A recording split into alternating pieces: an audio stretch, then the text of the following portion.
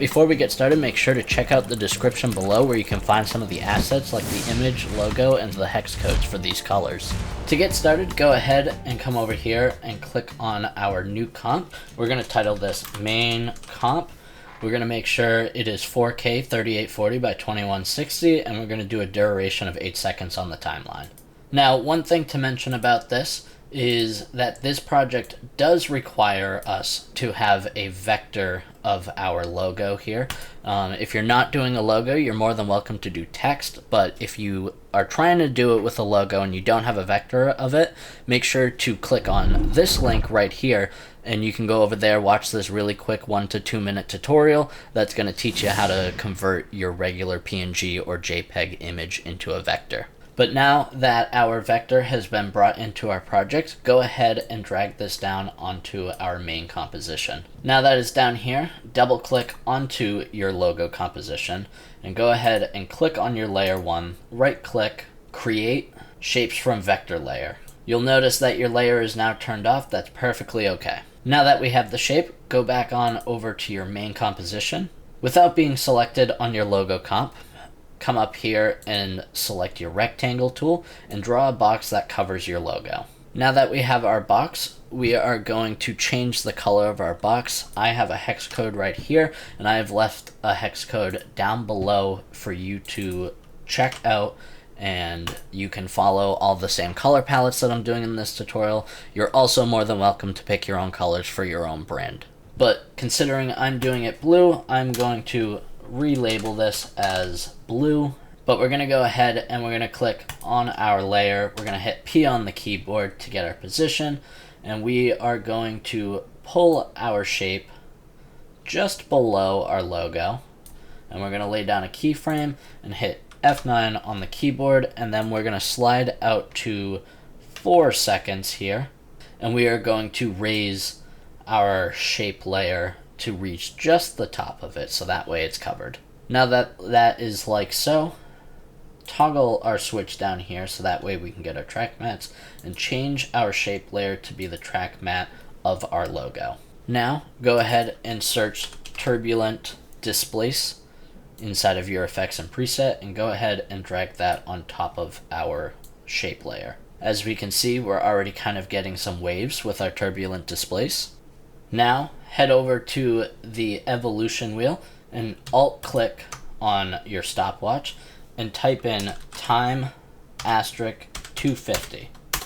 Now hit U on the keyboard so that way we get our keyframes, and then we are going to go ahead and we are going to select this keyframe and we are going to pull this handle a little bit over to the right.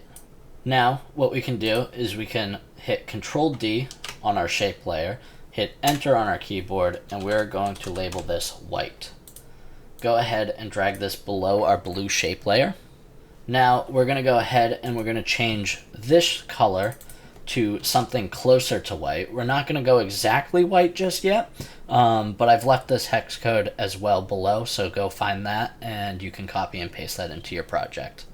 Now we're going to get out of our graph editor and we are going to shift this back 3 frames, and then we're going to click on our white layer and we're going to change the amount on this one to 75.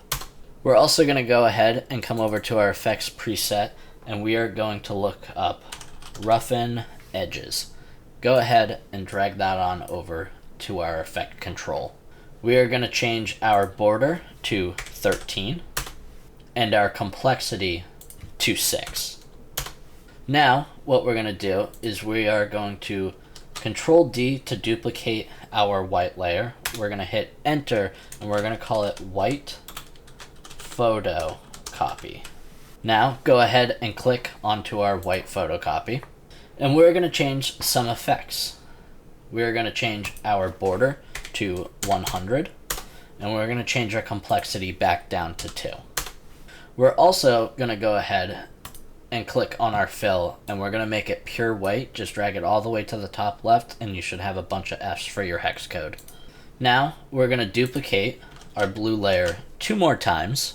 We're going to click on the first blue and we're going to come up here and change our color to this color. As well, we're going to click on blue 3 and we're going to change it to this color.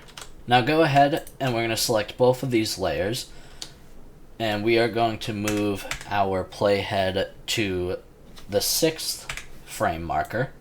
And we're going to drag that over here, and then we're just going to select blue 3 and we're going to move out to frame 11 and offset our layers like so. Now that we've done that, we can hit play on our timeline and we can see that we now have our water animated and it fills up our logo. With that though, we are going to select everything. We are going to right click, we're going to pre-compose, and we're going to call this one water. Now come back over to the composition with just your logo and go ahead and copy and paste our shape layer of our logo back into our main comp. For some weird reason, it likes to paste it all the way up in this top corner, but just make sure to grab it, bring it back over top, and zoom in and use your arrow keys to line it up to the best of your abilities. And that looks lined up pretty well now, so what we can do is we can come over here, drop down our properties, we're going to go add a stroke, and then we're going to set our stroke width to 15, and then we can go inside of both of these groups, find their fill, and we are going to turn both groups' fills down to 0, so that way we are left with just the stroke. And with that said, what we can do is we can hit enter on this, and we will label this our stroke. Now, click on our water layer, hit Control D to duplicate it, hit enter on the new one, and label it bubbles. And you guessed it, come over here to our effects presets and look up CC bubbles. And go ahead and drag that on top of that layer. Go ahead and change our bubble amount to 500 and our bubble size to 4.5. And go ahead and change fade inwards to lighten. And now we can see that we have our bubbles looking like so. Now come over to water and we're going to hit Control D to duplicate that, and then on the new one we're going to make the track matte of bubbles the water. That way we confine our bubbles to the shape of the logo itself. Now that that's like that, let's go ahead and bring our playhead back to the start here, and we are going to set a keyframe, hit F9 on the keyboard to easy ease it, and then we are going to set this to 0.8, and then we are going to move out to the 4-second marker, and we're going to make this 4.5. With that said, actually, I think I'm going to bring this keyframe over to 308, so I'm going to hit Shift and click and drag it over so that way it snaps to my playhead like so. Then we can come over here, highlight this keyframe, and we're going to make it lean a little bit right as well. Now let's go ahead and hit Control D on our bubbles, and we're going to hit enter, and we're going to call this bubbles medium. Now select on our bubbles, and we're going to go in and we're going to change some of the effects amounts. The biggest idea that we're going to do here is we're going to have a large bubble, a medium-sized bubble, and a smaller bubble, and those are going to follow behind the big bubble, and they're going to have a little bit higher of a frequency and an amplitude, and as well we're going to change some other things. So we're just going to change that to our taste and our liking, so that way it kind of acts more like turbulence and it's being affected by the bubble that's above it as the water moves. The bubble amount and the keyframing should be fine, but we can come to our wobble amount and we're going to set this to 30. Our wobble frequency on the medium layer will stay 1, but we'll change our bubble size to 2. Other than that, that should stay the same, and now what we can do is we can duplicate the medium one, hit enter, and call it bubble small. As well, we're going to change some things, but on this one, we're going to change the amount to 400 because we don't want as many of them. We're going to change the wobble amplitude to 50. We're going to change its frequency to 1.5, and that should be good for the bubbles. Now that we have all our bubbles, we can kind of see that they're all sitting on top of each other, so now what we're going to do is we are going to offset our bubble layers. For this offset, we're simply just going to do 3 frames for each layer. So the first, or I guess the second layer should be at frame 3, and then the smallest bubbles should be at frame 6. Now, when we play through it, we can see that our bubbles are trailing each other, 1, 2, and 3. Now that that's working though, let's go ahead and organize our composition, and we're going to change the color of these 3 layers to aqua. Now that our water's all done, what we're going to do is we're going to head back to our project panel over here. We are going to click on our water, and we're going to specifically duplicate it over here, hit enter, and call it water and wipe. This way, our composition, when we duplicate it inside of here, it's not the exact same composition duplicated. This is now technically a brand new comp with an entirely new name, and if we make changes to this comp, it's not going to affect the other comp that it came from. But now we can bring that in here and smack it in between stroke and our bubbles. We're going to label this one pink, and we're going to go inside of this comp, and we're going to delete everything that's not the white layer in the logo, and we're going to hit delete so that way they are no longer here. And now what we can do is we can actually select on our white, and we can make this one pure white. Lastly, while we are here, what we're going to do is we're going to hit U on our keyboard so that way we can pull up our keyframes. We're going to move our playhead to exactly 1 second, and then while holding shift, we're going to drag this keyframe over here to end at the 1 second marker. And then we can come back over to our main composition, and we can offset this layer to start at 306. And same thing, hold shift so it snaps to your playhead. Now, if we give this a watch, we can see our water comes up on screen with the bubbles, and then it wipes away with the white. And now that we're here, I totally forgot, if we double click into our water composition here, and we come over to our white photocopy, we need to come up to here in roughen edges, and we need to change it from roughen to photocopy. And what this is doing essentially, if I go to a part where it's a little bit more spread out here, we can see that if I turn off the white layer, we have this gradient that is essentially going from pure white, which is on our photocopy, and it is gradiating over this color. And the idea as well of changing some of the turbulent displace on this is I'm trying to create extra roughness at the top, like the water's choppy, and as well I wanted to try to incorporate some foam into it, so that's why I went with this way to make the gradient. But figured I would highlight that as I did just kind of skip over it. But with that said, if we come over to our main comp, this logo animation, as far as the bubbles and the water flowing up through the logo, that part is all completed. And now what we can do, we can hop over to Photoshop where we can actually start making our 3D scene here. The image is left below, so make sure to go download that image and then meet me over in Photoshop. Okay, now that we're in Photoshop, go ahead and click and drag your image just like so, and then it will make a composition in here. As always, hit Control-Shift-Save or Control-Save so that way we can save our project to somewhere that we can find it, preferably with the other project assets. I'm going to label mine as Beach, and I'm going to hit Save. Now to get started, we're going to unlock our layer here. We're going to hit L on our keyboard to get our lasso tool. And then what we're going to do is we're going to make a selection that goes all the way around our seashells. We're going to try to get rid of these seashells the best that we can. So if we start right about here, we can click and drag. It can be a loose selection around our seashells, specifically around this area of the seashells. But as we kind of get closer to the ground over here, it's important to try to get it as close as possible, but we don't have to be perfect.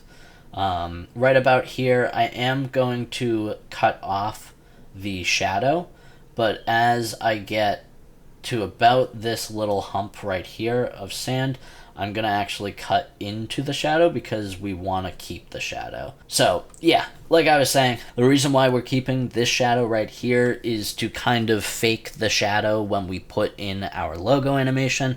It's not perfect in this tutorial, specifically because I didn't do any comping or any animating of trying to repaint the shadow. I'm just kind of using what is already existing here from the image to just kind of fool the eye for a moment. But now that we have our selection like so, we can come over to generative fill and we can type in remove, and we will see how this does. It doesn't always do it perfect. It doesn't always do it perfect on the first time. But generally, I've done this tutorial now for practice a few times, and I've been able to manage to get this image to pretty much remove the seashells with generative fill.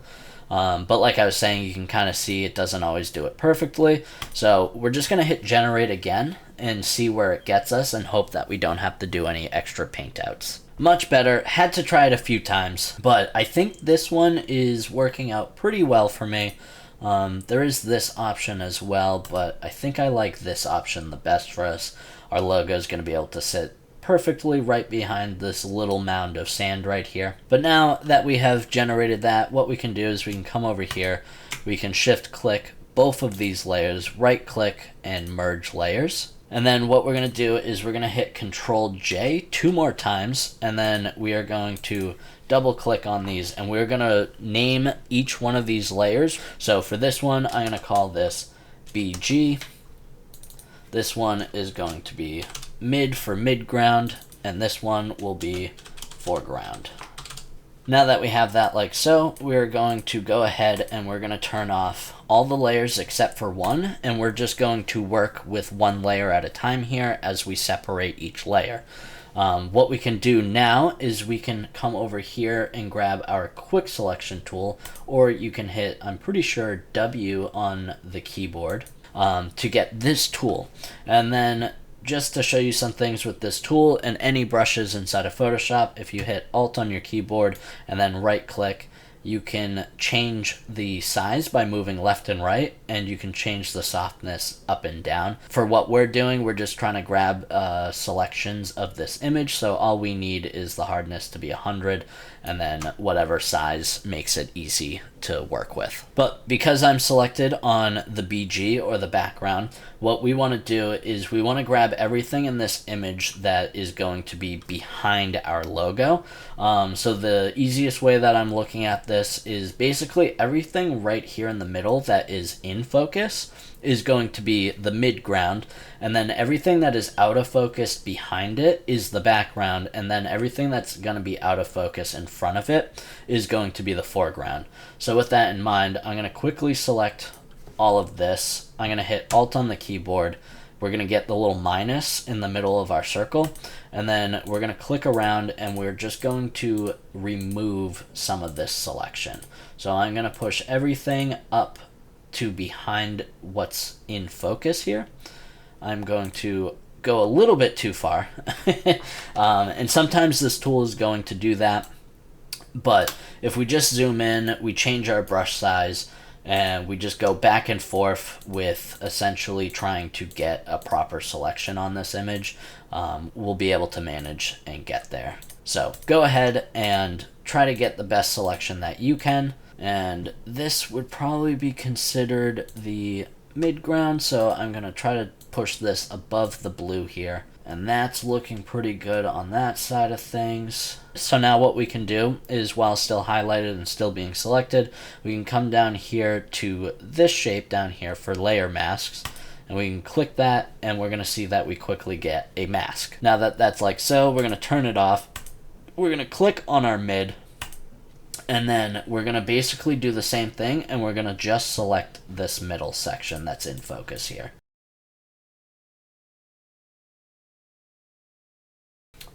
Okay, so that is looking pretty good for my midground selection here. So I'm going to do the same thing, come down here and click on that, so that way we can separate it into its own mask.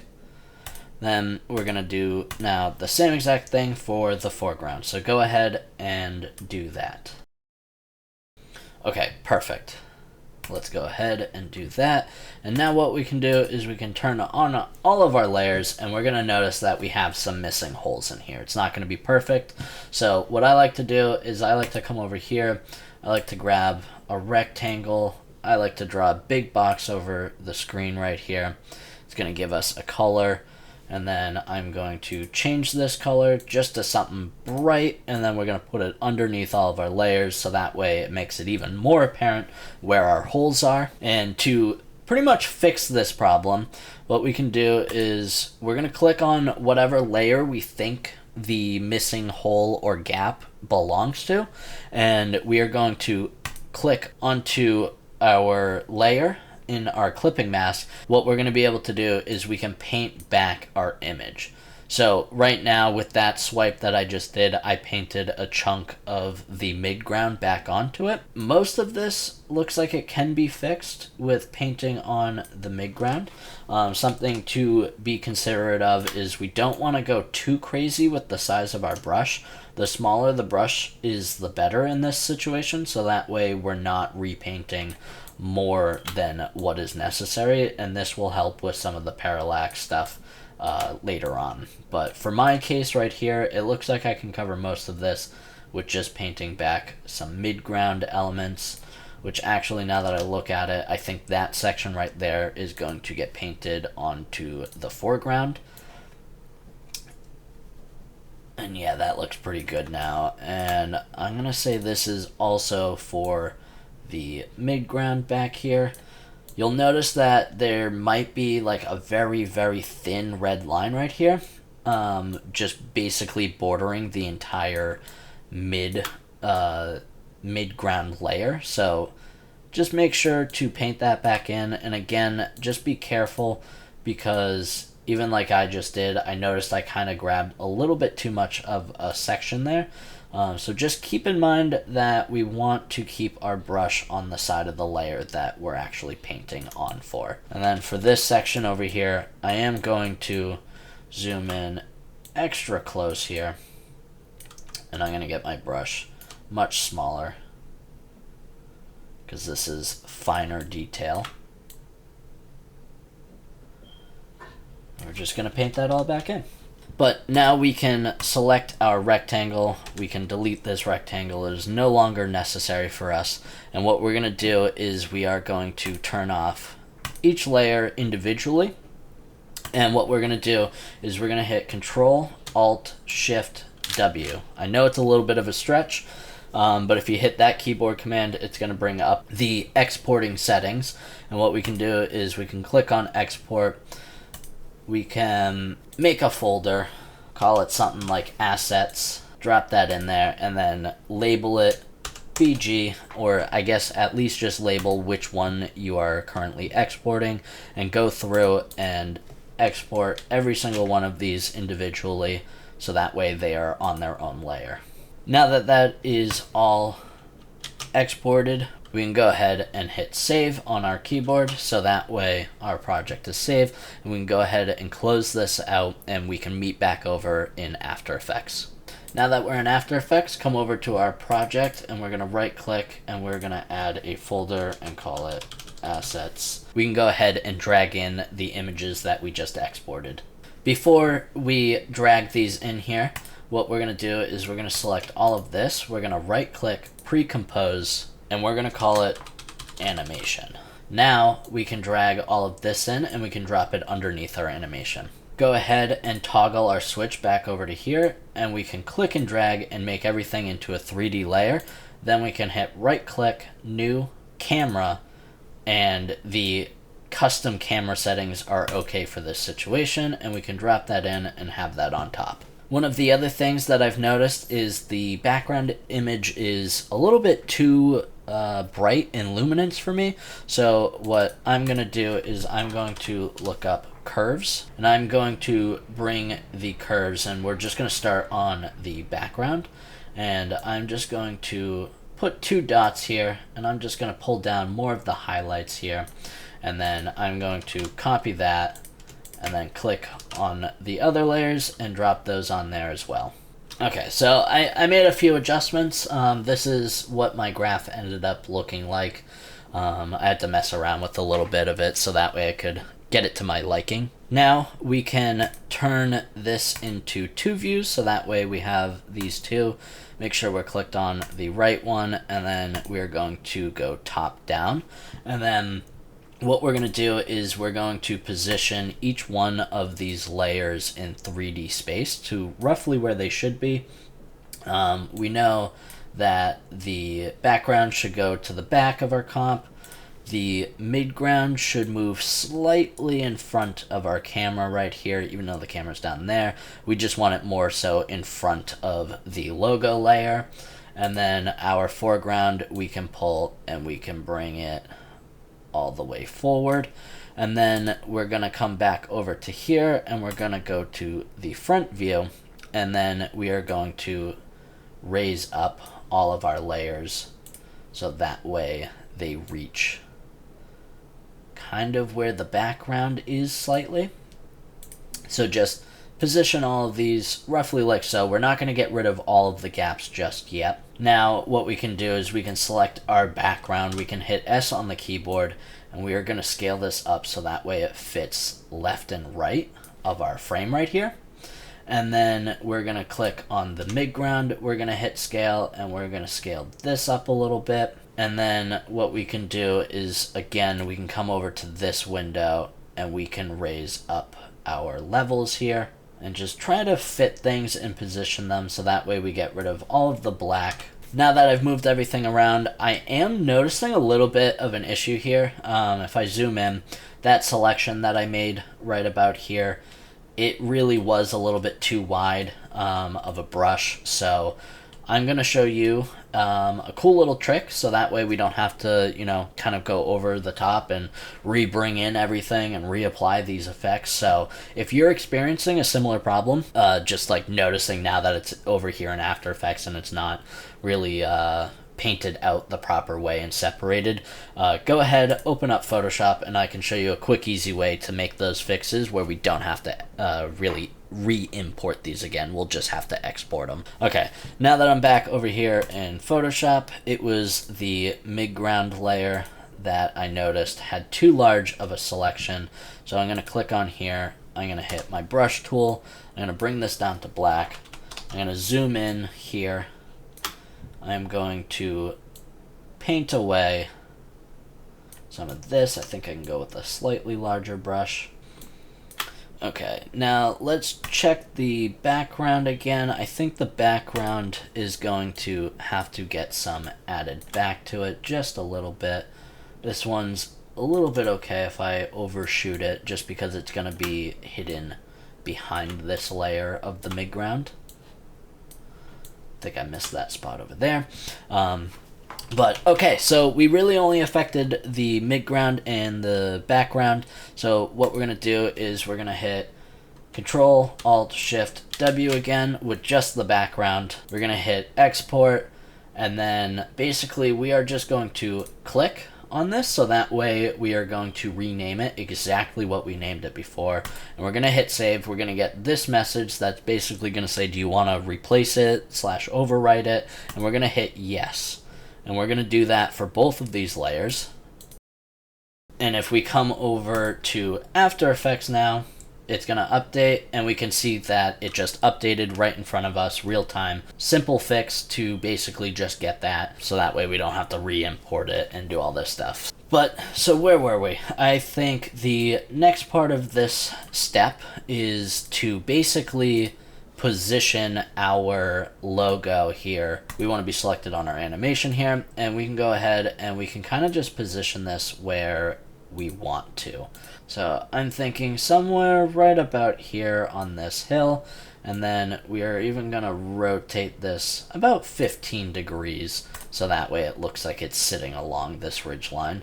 And I'm going to tuck it a little bit more down into the ground here, so that way it looks like it's stuck in the ground. And that's also the other thing I just noticed. I noticed that our layer right here is sitting a little bit too high for the foreground.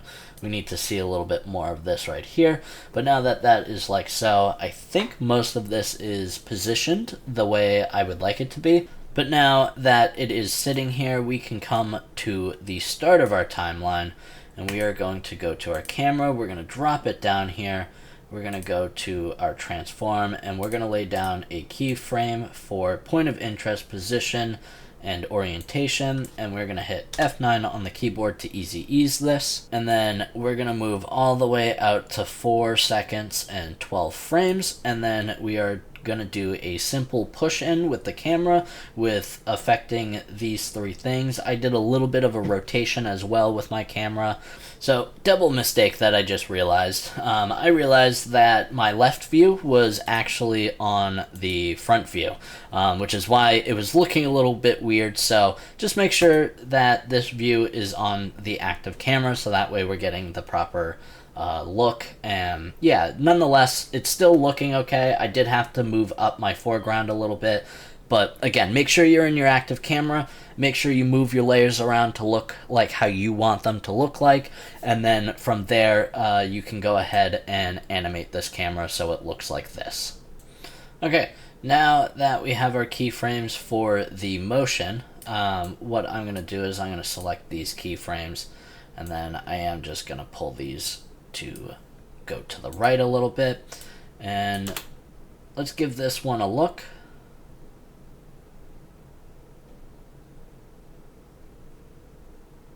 And yeah, alright, so that basically sums up this tutorial, guys. Thank you so much for watching. I really appreciate you sticking all the way through and learning on this journey with me. If you guys have any suggestions, please feel more than welcome to leave a comment below suggesting an idea for a tutorial that you would like to learn about next. But if not, go ahead and smash that like button, smash that subscribe button. It means a lot to me, and I'll see you on the next one.